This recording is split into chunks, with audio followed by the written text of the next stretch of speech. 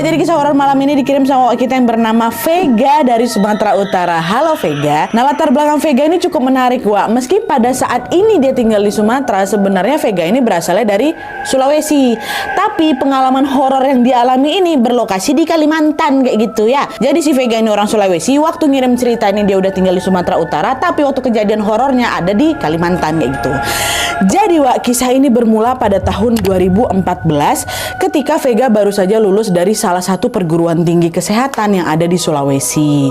Nah, setelah mempertimbangkan satu dan lain hal, setelah lulus dari sekolah itu, dari kuliah itu, Vega pun memutuskan untuk merantaulah ke Kalimantan Timur dan mendaftar kerja sebagai bidan di sana. Ini belum ada kerjaan nih, cuma merantau aja ke Kalimantan Timur itu.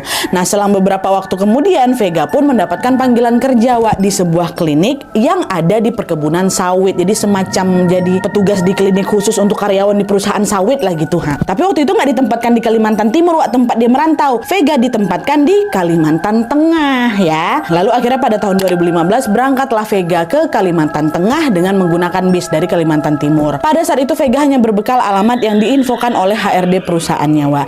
Dan ternyata alamat tuh jauh kali ini, sangat-sangat jauh. Aku tuh sampai harus naik 5 kali bis tau kau. Dan pada saat menjelang malam, bis yang Vega naik ini pun mulailah memasuki area hutan lindung dan perkebunan sawit. Lalu pada jam 11 malamnya Nadia akhirnya Vega pun sampailah ini di perusahaan yang dimaksud.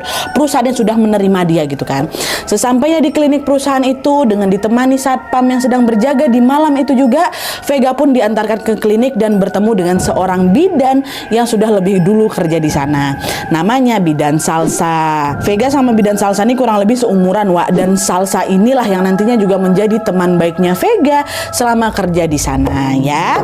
Nah, singkat cerita, Wak, Vega pun memulai pekerjaannya sebagai bidan di klinik perusahaan sawit itu. Meski memang lokasinya sangat jauh di pedalaman, alhamdulillahnya selama beberapa bulan di sana Nadia, aku pun berhasil melewatinya tanpa gangguan yang berarti gitu.